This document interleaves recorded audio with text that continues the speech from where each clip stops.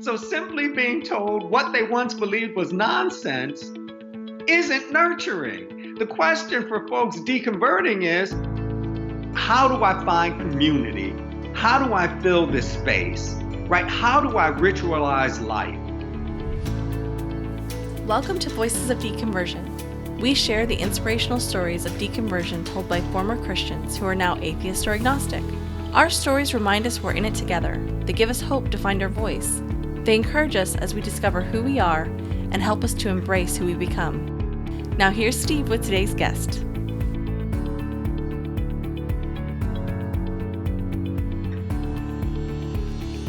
My guest today received his PhD from Harvard University in 1994. He has a bachelor's degree from Columbia University, Master of Divinity and Master of Arts degrees from Harvard, and an honorary doctorate degree from Meadville Lombard Theological School. He began his teaching career at Macalester College, but in 2003 accepted an offer from Rice University in Houston, Texas, becoming the first African American to hold an endowed chair at the university. He is the Agnes Arnold Professor of Humanities and Professor of Religious Studies at Rice. He is known internationally as a leading expert in the field of African American religion. He's authored or edited 30 books, including numerous volumes related to African American humanism. He also founded and directs the doctrinal concentration in the study of African American religion at Rice. His memoir is titled Writing God's Obituary: How a Good Methodist Became a Better Atheist. It is my privilege to welcome Dr. Anthony Pinn. Dr. Pinn, thank you so much for joining me. Great to be with you. So why don't you start out by telling us what you're working on currently? Well, one of the projects I'm most excited about is a small volume. It'll be roughly 50,000 words, so not a huge number of pages. It will be published by Pitchstone Publishing, and the title is When Colorblindness Isn't the Answer, Humanism and the Challenge of Race. Really excited about that, and it should come out in another 3 or 4 months. So it discusses basically how within the humanist circles, how race, maybe race is an issue, or how there's difficulties in regard to that? Yeah. Well, it wrestles with some of the misperceptions within humanist communities concerning the nature and meaning of race, the challenge of race, and tries to offer humanists a more productive way to think about race and to be involved in social justice issues regarding race. It's part of a larger series that I'm editing for the press, and each volume will deal with a particular social construction or social issue and how humanists might go about thinking on that issue in productive ways. Very cool. That's exciting, and that comes out in a few months, so maybe summer of 2017, probably? And priced in a rather friendly way. Oh, well, that's excellent to hear. Everybody likes that. Well, you call yourself an atheist, but I know atheists often use various terms, such as humanist and otherwise. Why do you use the term atheist, or are there other terms that you prefer, and why? I typically use humanist. The title of that book initially included the term humanist over against atheist, but the argument put forth by the press was, well, in terms of book publishing and getting notice and attracting a readership, more people in the United States understand what you mean by atheist than they do what you mean by humanist. So I told the marketing folks at the press, okay, go ahead. But in terms of self-identifying, in most conversations, within most circles, I identify as a humanist. Okay, excellent. So describe the religious environment of your childhood and how Christianity influenced you growing up. Well, I grew up in Buffalo, New York, a working class neighborhood. My father's side of the family, not particularly religious in orientation. My mother's side, very religious. And so my early years were spent in a Baptist church. My mother eventually decided that that was not the proper location for us, and we began affiliating with a non-denominational church, which eventually became a part of the African Methodist Episcopal denomination. It's the oldest African-American denomination in the United States. And church was more than just Sunday as I was growing up. It was a larger community, a kind of safety net of a sort. And so we spent a lot of time within that environment, not just singing from the hymnal or reading scripture or listening to sermons, but it was where we got together with friends. We shared a meal, kind of talked about the challenges of the day. It was an extension of community. And so growing up, it was a vital dimension of my self-understanding. So yeah, so it was everything. So how did now I know that you from a very young age were interested in going into ministry within the church. What kind of led up to that? So what was it about this church environment that really spoke to you or that really inspired you that made you want to go that direction? Well, I think more than me being self-aware in that regard, because I was a child, right? That there are ways in which a certain set of characteristics and certain personality traits are associated with the minister. So I did fairly good in school. I stayed out of trouble for the most part. I was fairly articulate. And within the context of that community, these were understood as some of the markers of special status, right? That folks who had these characteristics and these personality traits were often encouraged to think in terms of ministry, to spend some time recognizing the call, right? I mean, that's the general way in which it often happens. For me, it was a kind of accident, right? A matter of casual conversation taken seriously. So the minister of this church we attended was also my Sunday school teacher. And as was often the case, children are asked, what do you want to be when you grow up? This was part of one of our Sunday school lessons. And you heard the normal doctor, lawyer, president, and I, for some reason, said minister. Now, I'm not quite certain why. I was a child. I don't quite know why. It wasn't necessarily because this particular minister was so persuasive or so charismatic. He was efficient at his job, but he didn't have charisma, right? He wasn't Dr. Martin Luther King Jr. like. He wasn't Dr. Cornel West like. He was efficient at his job, but for some reason I said, I want to be a minister. And his response was, okay, we'll get started. And so there are ways in which childhood ended for me with that declaration. And you were 12, you were 12 at that time, right? No, I was younger than that. Wow.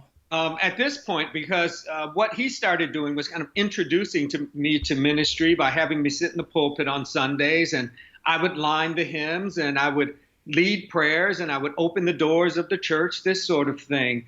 Eventually, we had a series of ministers who came through, and finally we ended up with this young, dynamic minister who was known for growing churches, and people within the congregation let him know that Tony has a special calling on his life. He's going to be a minister, and eventually he authorized the preaching of my trial sermon, which was somewhere around 12, 13, those kind of early years. Do you remember much about that?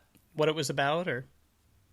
I still have the recording, and I have some of the notes. My mother was very good before she passed away, and before I left ministry, she was very good at making certain that she kept recordings of all these sermons. So I actually have recordings, cassettes of these earlier sermons. I think the challenge for me now is to have them preserved in a more technologically advanced way. Yeah, modern way. Yeah. That's awesome that you still have those. That's really cool.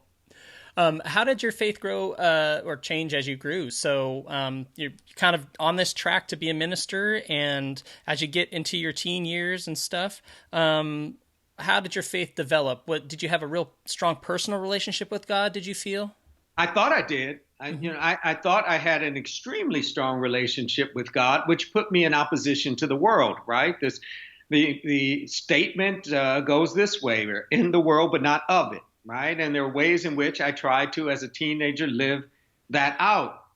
I transferred from a school for gifted students to West Seneca Christian School because, again, I wanted to be with the like-minded. right? And get out of that kind of worldly environment into an environment in which even academic inquiry had to bow before the Lord, right? So Wow. Western Christian School, it's still operating. It's a Southern Baptist institution. And when I was there, it was a feeder program for universities like Bob Jones University, Liberty Baptist, Cedarville, these sorts of institutions. And so over the course of my 3 years at that school, my critical thinking skills weren't encouraged. And knowing what the Bible said regarding any situation was encouraged. But I knew too many people who took higher education seriously to dismiss the opportunity. Now, I wasn't the best at strategically thinking about applications, right? There are ways in which I could have done that better. But I knew I needed to go to school and I needed to be somewhere where I could be challenged, right? And somewhere where over the course of time that degree would matter. And it just so happened that the minister, Fred Lucas at this church, was reassigned to a rather large church in Brooklyn, New York. And for me, that was it. That was a sign, right? Yeah. Go to Columbia University. I was accepted and it was clear to me that is where I needed to be. And it was a very large church, right? Oh, very large church. Very, very large church. One of the prestigious churches within the African Methodist Episcopal denomination. It had produced a bishop, right? And bishops are the leaders of the church. And so it had a certain type of status. And so I packed up and moved on to Columbia University. And again, my critical thinking skills were subpar because critical thinking was not encouraged at my high school. Yeah, the Bible contained the truth and all of this other stuff is important, but it's of secondary importance. It's about the glory of God. And there was a certain type of reverence for the biblical text, whether folks actually read it or understood it or not was a different issue. And I get to this school where the Bible is just a piece of literature. And at Columbia. Yes, right? At Columbia. Did anybody in your family have an issue with you going to a liberal school versus Bob Jones or one of these conservative? Oh, no one in my family thought Bob Jones was a good idea, right? And because within the context of my family, although we were theologically conservative, we were socially progressive. And so the idea of a religious orientation that did not encourage social justice around issues of race, for example, was not a good environment. So there was no support for that sort of move. And it was not my thinking. I was not going to go to Bob Jones University or Liberty Baptist or one of these sorts of institutions. That was not for me. Period. I was going to a secular institution. Yeah, Bob Jones not really known for its being good with that kind of thing, with social justice. So there you go. That's why no one in my family was particularly motivated by Bob Jones as a choice, right? That's really funny. Race mattered too much to be in an environment in which poor thinking on race was biblically justified. Yeah. That was not going to happen. So there was no issue. So up to that point, was there someone or something that you feel like influenced your faith the most? Well, the minister at the church was certainly a mentor to me, and I thought I was living in accordance with Scripture, but the prime motivation, the prime mentor was Jesus, right? That everything revolved around proper relationship with Jesus. Long before the slogan was in vogue, we were thinking, what would Jesus do? Right? So that was so that minister was a big influence on you. Mm-hmm, mm-hmm. Kind of brought you up, took you under his wing kind of thing? Yeah. Okay. Yeah, I was a part of the ministerial staff back in Buffalo, and that continued when I moved to New York. And up to the point where you went to Columbia, was there anything else that was significant? I mean, obviously there's lots, but in regard to your deconversion or leading up to it, was there what else is significant about that time in your life? Well, in terms of loss of faith, there's nothing about Buffalo that prompted that move. Nothing about my life in Buffalo prompted that move. It's really a consideration that gets underway when I hit New York. Yeah, at Columbia University. And just life within the larger city, right? I didn't have a lot of money, but you can wander around New York for free. And so, I encountered religious traditions in New York that I'd never heard of growing up in Buffalo, right? I spent a lot of time in Harlem. From my vantage point, Columbia is in Harlem. Right? Call it Upper West Side if you like. From my vantage point, it's Harlem. So I spent a lot of time walking around Harlem, and I met folks who were involved in religious traditions that were foreign to me and rather frightening to me, and who had the same sort of passion and energy about their faith claims, right? Who did not respond to the sorts of biblical threats I was used to pronouncing. For them, it was irrelevant.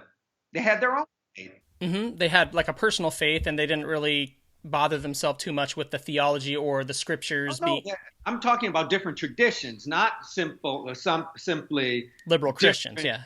Stance within the Christian faith. I'm talking about meeting members of the Nation of Islam, practitioners of Santeria and Voodoo, the Hebrew Israelites, right? I mean, a variety of other traditions who held the Christian faith as suspect in a certain type of way. And I met people on campus who didn't believe at all and were not frightened about hell. So how did that contribute to you starting to doubt your beliefs? It created a kind of intellectual dissonance, right? That these were folks who had a radically different perspective on this faith, and they treated me well, often better than people within the church context. How so?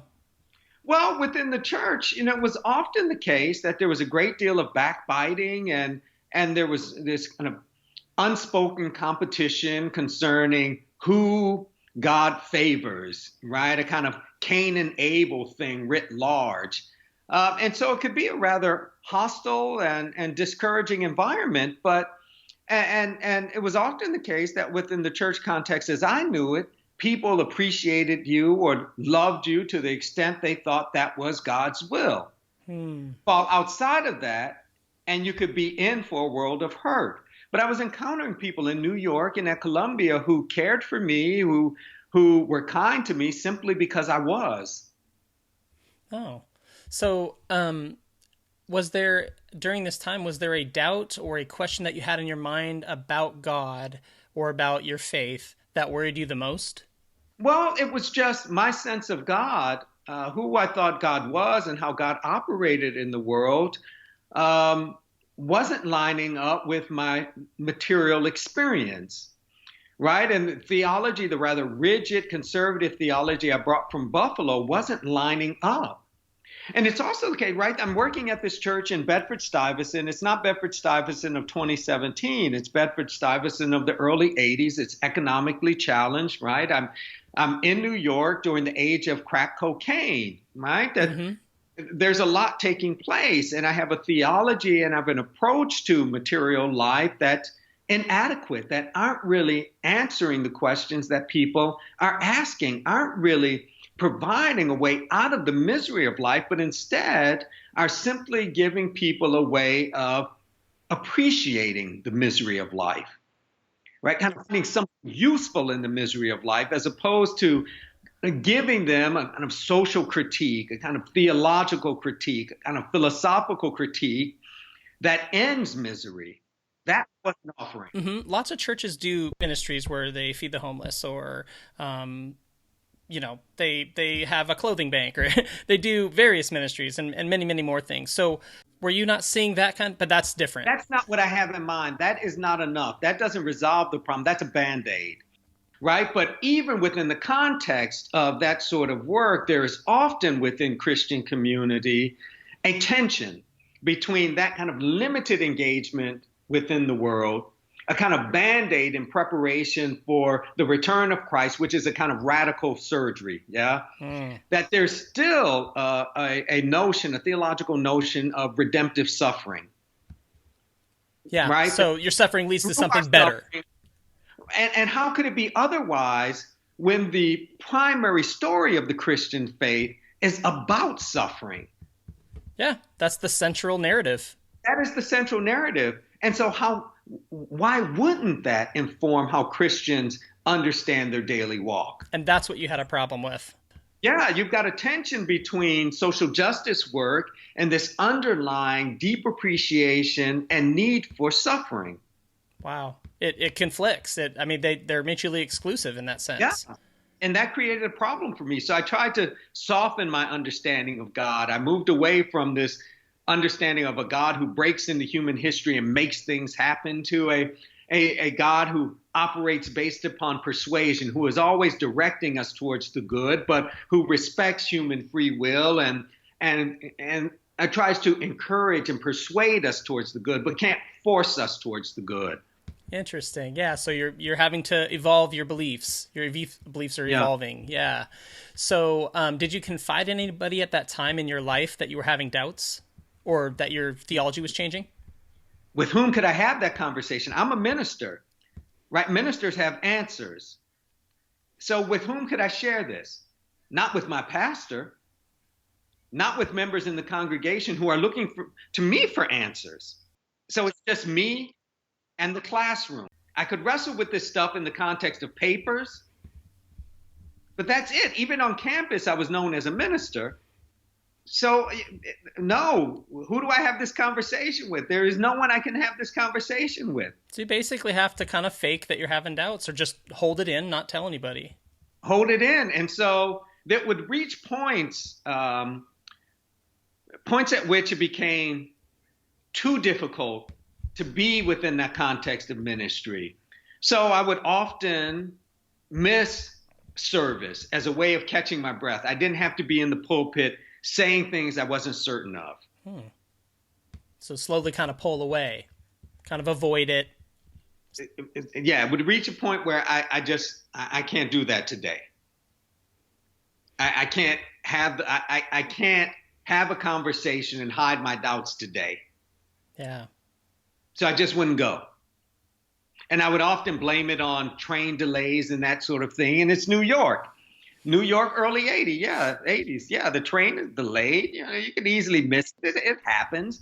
You know, I never really said, well, I overslept. You know, there would be occasions in which I would say, well, I've got these exams I have to study for, so I can't come. But it was more often the case I'd just say, well, I'm having problems with the train, so I can't make it to the 6 a.m. service.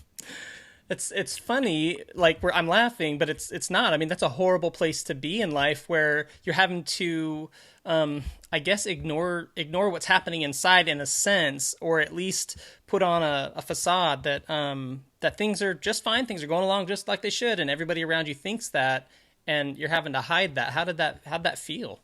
It created a tension, right? It was a bit uncomfortable because, again, I was a minister and I'm supposed to have answers. Mm-hmm. Yeah. I'm not supposed to burden folks with these questions unless I have the answer. Yeah. Yeah, that's tough.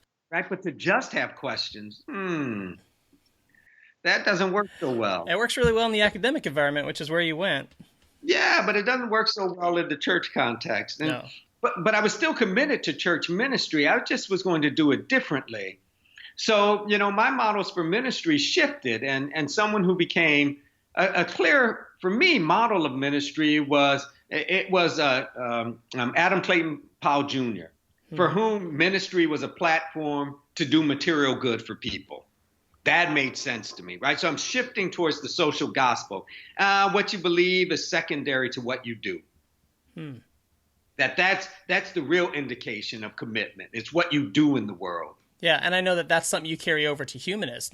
It's not what we I guess say we believe. It's what we actually do in the world that makes a difference. Yeah. That's my attitude. If humanists understand that we labor without any sort of cosmic assistance, it increases the urgency that we be involved. That social justice issues are not optional, not if we really respect the human in humanism. Yeah.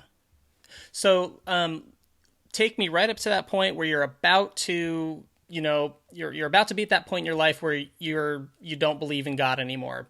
Right up to that point, was there anything keeping you holding on to your belief in God? Well, what kept me in the church was expectations, right? People had invested a lot of time and energy and money into my training and my development. And so it was a matter of letting people down. Yeah. That's hard. Yeah, disappointing everybody around you. Yeah, but I reached a point where it became clear to me that I had to do something, right? I finished Columbia. I'm still interested in ministry. I go to Harvard because Harvard is not really about ministry. It's about the life of the mind. And I could ask questions without having answers. But I'm still involved in a church. And this church is no better than my former church in terms of rigorous social justice, that social justice work that is tied to a rigorous and progressive theology. So I'm just as disappointed, and reaches a point where I have to make a decision. Mm-hmm. Am I going to work to safeguard this tradition and just eat my tension? Or am I going to say, this tradition doesn't work for me, theism doesn't work for me, I'm leaving? And for me, it was a matter of integrity. I had to leave. And so it was when you're getting your MDiv that I'm beginning the PhD process. Oh, okay. So you went through MDiv, you also got your master's there, and mm-hmm. you're going into the PhD process, and that's when you kind of hit a tipping point where you thought, am I going to maintain this tradition? Yeah. Am I going to fight for the traditions of the church, or am I going to fight for what you found to be mutually exclusive, social justice and bettering people's lives? Yeah. Communities or churches. This was the choice for me, because I had very little left to surrender of this theology, right? Mm-hmm. I had softened it and tweaked it as much as I could, and it was still inadequate. So I had to get rid of it and move on. So when did you tell other people that you were a humanist or an atheist after that? I wasn't quite certain how to name it initially. Mm-hmm. And so my early conversation simply revolved around me no longer believing and leaving the church. Okay. So I contacted the minister at the church where I was working and wrote to the bishop and told my mother that I didn't believe and I was leaving. You didn't believe in God or Christianity? I didn't believe in God and Christianity. It was no value to me. I was leaving. Okay. And then what? I know I've heard you say this before, but I love this story. Can you talk about what your mom said when she sat you down? Yeah, my experience was not traumatic, right? I respect and appreciate those who had a much more traumatic experience as a result of making that sort of declaration. But my mother's response was, well, she disagreed with me and she hoped I would come back, but that I was her son, I was blood, and she would always love me. That's wonderful. I love that. That's really cool. That's a good mom. Yeah. So I imagine I've lost friends over the years, and I imagine some of them I lost because we disagree on this point, whatever. So you didn't have the relational issues that were difficult, but what you kind of alluded to it, I think, but what was the most difficult part of this time in your life? It was, if you grow up in the church, you grow up with certain security blankets, mm-hmm. right? You grow up with certain markers of comfort, and it's simply a surrendering of all of that. That's a bit uncomfortable, right? It's a bit uncomfortable. And I don't think we compromise our humanism by simply saying that surrendering some of the ritual structures and the communal elements of theism was difficult. So are you saying that the most difficult thing was the comfort of the church? Not of the church, of the rituals of the community, right? Yeah. The ways in which time and space get marked out in a very intentional way, a way that really allows us to more fully appreciate our embodied movement through the world and recognizing the value, the significance of this movement through the world. I don't know that humanists always do a good job of ritualizing life and helping us over these rough points. So have a conversation with humanists about the loss of a family member. And it's not always a comforting conversation. No. It's fact-driven, but it's not necessarily comforting. That's a big problem. It doesn't get at the heart of the matter. The emotions. Right, there are affective dimensions of who we are, these kind of emotional and psychological dimensions that have to be recognized, that whether one believes in God or not, there are ways in which we need to ritualize life. Yeah. Ways in which we need to forge nurturing community. Yeah, and that is a huge loss when you leave the church for the first time, especially. And years ago, yeah, even more. So many humanist and atheist communities are more concerned with science education and separation of church and state. Those are valuable, more concerned with those than they are with giving folks who are deconverting a soft place to land. Yeah. A person who is leaving the church isn't really nurtured by simply hearing that God stuff you believed was bullshit. Yeah. They've left the church. They've already left. So simply being told what they once believed was nonsense isn't nurturing. The question for folks deconverting is, how do I find community? How do I fill this space? Right? How do I ritualize life? Absolutely. I mean, that was my experience. That was the biggest void in my life, was the community. Yeah. And for some folks, that kind of connection isn't necessary. Okay, whatever, cool. But for others, it is. And what will humanist and atheist organizations offer to folks for whom the ritualization of life, community, are vital? Yeah. So during this time in your life, what was the most helpful thing? We just talked about the most difficult, and we did talk about, community, but what was the most helpful thing that got you through this deconversion process?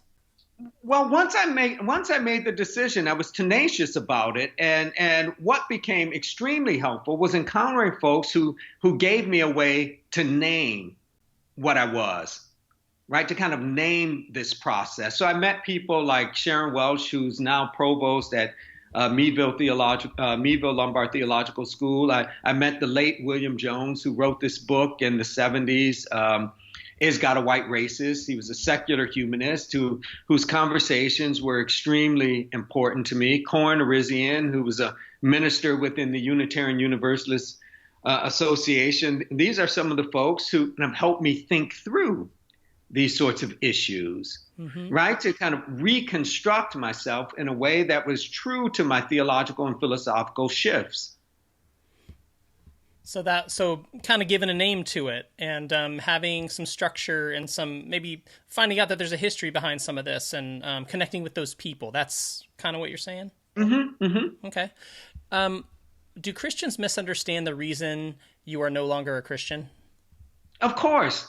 They misunderstand why I'm no longer a Christian. They get it wrong because the question is really about them, not about me. Right? Because the underlying assumption within that is you're saying I'm stupid. You left. And so in your leaving, you're really saying I'm stupid. You're saying something's wrong with me, rather than really being concerned with my orientation, where I am, and why I'm here. It's really for them, about them. That's so insightful. That's so true too. They're very sensitive to it. Insecure, I think.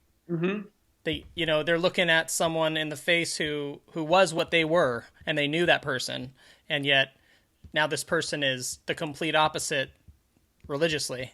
That can be a big threat. Yeah, and I'm not the type of humanist or atheist who's really interested in closing down churches, mosques, and synagogues. What individuals do within the context of their private lives, the Constitution speaks to, and I'm cool with that. My concern is to decrease the kind of private and public harm that theism does, and to decrease the kind of private and public harm humanism and atheism do. Oh, well, that's awesome.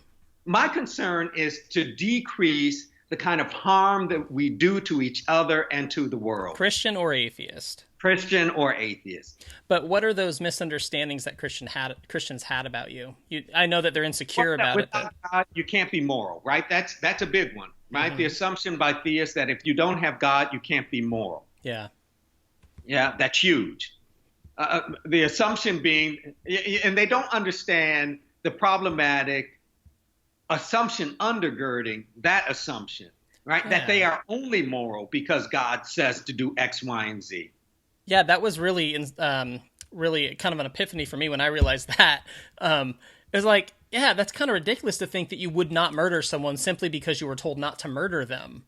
You don't murder them because you care about them, because you have empathy. You wouldn't want to be murdered. That's why you don't murder them, not because someone said so. and you respect life. Yeah. Right? But their gods have authorized some really nasty things. Oh, yeah. Genocide, all sorts of bad Yeah. stuff. But that idea that you cannot be moral if you don't believe. As an African American, there's an added dimension here that it's often the case that African American theists will argue that African American humanists and atheists, one, don't exist, which is just ridiculous. Mm-hmm. But two, that African American atheists and humanists have left the tradition. They are outside the safety of the community. That is to say, they are trying to be white. Well, what do you say to that? When I stop laughing? Yeah, when you stop laughing. I point them to their own history. That's a pretty hurtful thing to say to another person. Well, it can be the first few times you hear it.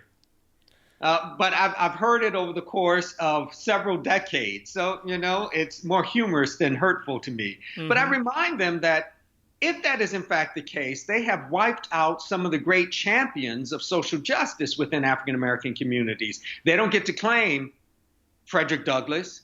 They cannot claim W.E.B. Du Bois, Bayard Rustin, A. Philip Randolph, and the list goes on. Right? These are folks who cannot be claimed based upon the criteria they've utilized. So your counter to that is that there's a very strong African American tradition of humanism. What that the African American identity, right? African American identity is tied to humanism and atheism as well. And I think I've heard you say that a lot of the best arguments against, slavery back in the day were made by humanists. Or the arguments for civil rights made by humanists and atheists. Right? The African American involvement in the labor union is spearheaded by an atheist, A. Philip Randolph. The March on Washington, as initially understood and desired, the blueprint for that is A. Philip Randolph's. Wow. Yeah, nobody talks about that. We are legion. African American history is littered with humanism and atheism. Theists will point to the spirituals. I point to the blues.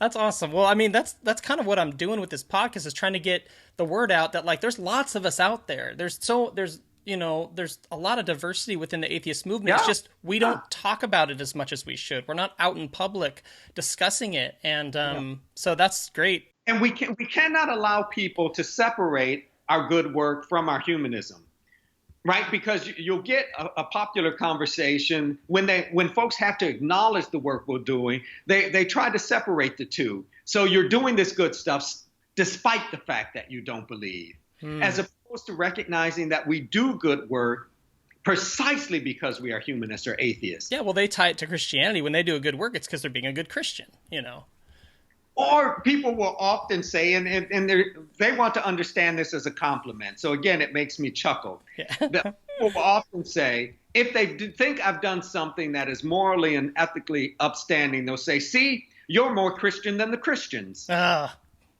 It's supposed to be a compliment. Right. Like, no, I'm just a really good person. But it still normalizes Christian thought and Christian practice. Or maybe they could say, you're a better person than Christians are. More principled. Yeah, you have more morals than Christians. So in your journey, I love thinking about this, when you were young and you were kind of becoming a minister and you're going through the church, and I mean, the track was like set. That was the track you were going to be on, and everybody was encouraging you in that. And then you kind of get into the academic life and college and stuff, and then you deconvert. So that's a huge change in a person's life. That is just a big change. So what about you? What about you stayed the same through that entire process? What thread kind of carries through that entire time? Well, what remained consistent for me was a commitment to ideas having felt consequences, right? That what we think ought to deeply inform what we do, that there ought to be a kind of consistency between what we say and what we do. That remained the case for me. So when you think back on the Christian you, what do you think about that person now? I have deep respect and appreciation for that person because he was living in a way that was consistent with what he thought and what he believed. I have no choice but to respect that. What do you like best about being a humanist? The heightened sense of accountability and responsibility, the kind of heightened ability to exercise creativity and imagination in the world, right? The ability to embrace the messiness of life without having to fix it through some sort of cosmic means, right? And there's also, from my vantage point, a deep comfort in the idea that our efforts don't guarantee outcomes, right? This is in part the problem for theists. They labor not alone in the world. God is on the throne and all is well, or gods are on the throne and all is well. And as a consequence, there's an assumption that effort will generate outcomes. Yeah. That's stressful because that hasn't happened. Because if it doesn't happen, then what? Yeah, but for humanists and atheists, it's an understanding that our struggle is perpetual and that there's something redemptive, to use this theological language, something useful, something energizing in the very struggle against injustice, regardless of what the outcomes are. Right? One of my favorite philosophers is Albert Camus, and he's reflecting on that Greek figure Sisyphus, right? That's the dude who has to roll the stone up the hill and comes back down, he rolls it back up. This is punishment from the gods.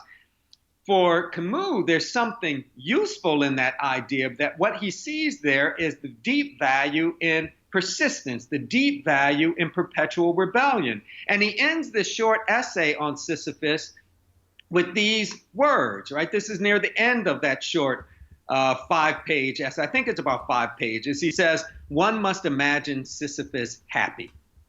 One must imagine Sisyphus happy, that there is something in lucidity, deep awareness of who we are and what we are and where we are and when we are, that is liberating to a certain degree. And the human ability to do in a way that has the potential to make a difference is all we have, and it's enough. So doing good for the sake of doing the good and leaving it at that and hoping for the best outcome, huh? Doing good because we can. Yeah. Right? Doing good because we have the capacity to. Not because it's going to fix the problem necessarily, because we don't know. I mean, humans are messy, and modes of oppression are web-like in nature. They're interconnected, yeah? Mm-hmm. And so we probably won't, but we do good work to the extent we can because it's what we can do. That's awesome. I like that. Name one thing that you learned or experienced that you may not have if you were still a Christian. The full extent of human accountability and responsibility I would not have known had I remained a Christian. And why is that? Well, because you have cosmic assistance who carries the load, right? That there are ways in which theists are not held fully accountable because there's such a warped sense of anthropology. That is to say, such a warped sense of the nature and the meaning of the human, the capacity of the human. This sense of original sin really limits what we can do and what we have to do. As a humanist, that is removed.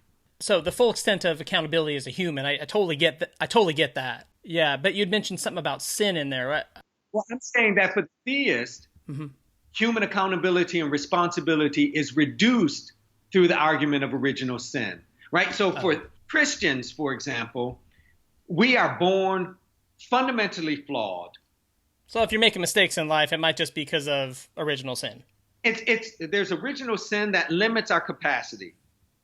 Yeah. So if life's not working out the way you want, maybe it's God's will. Maybe it's because of original sin. Maybe it's because you're a sinful person. You can't do it yourself. You need God to complete this. Like a learned helplessness almost. You need God to complete this project. You cannot do this alone. And that's the narrative we were talking about. You know what I mean? Yeah. Not by power, not by might, but by my spirit, saith the Lord, right? You can't do this alone. Your suffering's essential. You know, it's like, and it's good. If it was good enough for Jesus. Yeah. And so that limits human accountability and human responsibility. So it's only as a humanist that I have a full sense of what it means to be human. Mm-hmm. That's awesome. I love that. So, when you think about your personal deconversion experience and kind of the emotional aspect of it, what are you most proud of? That it happened. That's cool. That it just happened. That you. That it happened. It happened over the course of time. It wasn't overnight, but it happened. Yeah. And I'm proud of that. Well, that's cool. Why do you think it happened? I mean, we talked about it, but Yeah. why what about you made it happen? Well, it wasn't me. It was my encounter with the world. The world made this happen. One of my favorite writers is Richard Wright, and in this semi-autobiographical treatment called Black Boy, he talks about his own relationship to the church. And at what point he talks along these lines that the church, it never caught on for him, right? It never held him. It didn't grab him. And he says this is because if he had encountered the wonders of the church, the hymns, the movement of the body, if he had encountered that before he encountered the world, then maybe. But he encountered the reality of the world first, and the church could not undo that. And so it's a similar situation for me. There are ways in which the church, or theism in more general terms, did not resolve what I encountered in the world. Reality kind of hit. I needed a way to be in the world, to wrestle with the world beyond the tools that the church offered. Yeah, it's almost like a Christian ivory tower or something, and you're stuck in it, and then you get out into the square and into the public, and you encounter what real life is like, and it doesn't match the narrative you've been taught. Christianity is often suspicious of the world, right? Not a big fan of the world, in the world, but not of it. And I wanted a way to appreciate and be in the world, right? And in my being in the world, do something to engage the world. That's awesome. That's great. And that's cool that that's the thing that led you out. Yeah. You wanted to make a difference in the world. It was the world. That's great. And not a fear of the world, an embrace of the world. Yeah, that's the thing with the Christian narrative. Everything's bad. The world's bad. It's going to be destroyed. Humanity's bad. It's going to be destroyed. It's a wonderful thought to think like, no, as people, we're intrinsically good. The world is an intrinsically good place to live. Yeah. The best place in the universe. It's much better and much more positive than the Christian narrative. Exactly. Yeah, it's the glass half full. But is there anything that we haven't discussed about your deconversion that you want to share? No, I think we covered all the highlights. Yeah.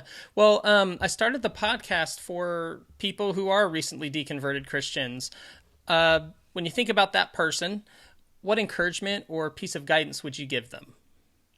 I think one of the most important things to realize is that they are not alone. We are legion. There are so many of us. And that I would encourage folks to be true to themselves. Be true to themselves. And in that process, look for those who are like-minded, right? And it's a little easier now than it was when some of us were going through this process, that there are technology makes it a little easier to reach across geography and encounter the like-minded. But I'd say those three things. One, be true to yourself. Secondly, recognize you are not alone. Third, look for us. Because we're out there. We're out there. I like the biblical reference. We are legion. That's good. Lots of people don't get it. Yeah, I get it. I'm a biblical studies major. I got that one. Well, and I know you're going to have a million, but what are one or two resources that you would recommend for someone who is deconverting? When you say resource. And anything. I mean, it can be literature. It could be a group of people. It could be a podcast. It could be anything that you can think of. That you think I think one of the things that's really important is for folks to be able to place themselves within a larger tradition, to place themselves within a larger historical narrative. So I would suggest folks read work by Susan Jacoby, for example. And for those who are interested in the ways in which issues of race figure into this, they can look me up. There are a variety of materials that are provided that kind of give a sense of how issues of difference play into this history of humanism in the U.S. Well, and I love what you're doing as far as I loved what you had to say about kind of the new, I heard you say one time about the new atheists and kind of how it's they're real strong at denouncing, and it's all this focus on, and it's not that it's bad intrinsically or whatever. Deconstruction is important. Yeah, but I guess I heard your story that you told about early on being exposed to some Minnesota atheist groups, and of course, this is years ago, but and just the way that they would talk to you or talk at you maybe when you first became an atheist or started to get out there, and that's just so shocking. Maybe because I'm oblivious to it, but it's shocking to think that these kind of prejudices or preconceived ideas are so ingrained in certain groups of people that even when you become, a humanist or you deconvert or you're an atheist, that those things are still just they don't leave. Like they didn't leave with the religion. We shouldn't assume simply because humanists and atheists have gotten religion right that they of necessity get race, gender, class, and sexuality right. Right? That one could be a humanist or an atheist and buy into some stereotypical depictions of race, gender, class, and sexuality. Yeah. No, and I love, because you really focus on that in a lot of the work that you do. Yeah. And I think that's obviously it's a really necessary, important thing that humanists should be thinking about. We are at a time, in history where we're starting to really kind of come together in various groups, and starting to kind of build community more than we have, at least in America. So that's an important discussion that we need to have, and it's important for atheists and humanists to get on the same page and work together. And the diversity thing is really important because there are a variety of voices. Some people went through a difficult deconversion. Some of them it was no big deal, and we need both, and we need all different backgrounds and everything. So that's really, I think that's great because there's a variety of people who deconvert. So. Well, what's the best way for people to get in touch with you? They can go to my website. It's anthonypinn.com, or check me out on Twitter. It's Anthony_Pinn. Okay, excellent. Well, Dr. Pinn, I really appreciated you, carving out some time to speak with me today, and I thoroughly enjoyed the conversation. It was a lot of fun, and thank you genuinely, for having this conversation. It was really enjoyable. My pleasure. Thanks so much. Thanks for listening to Voices of Deconversion. Be sure to join us next time by subscribing to the podcast. If you'd like to learn more, check out our newsletter at bodpodcast.com.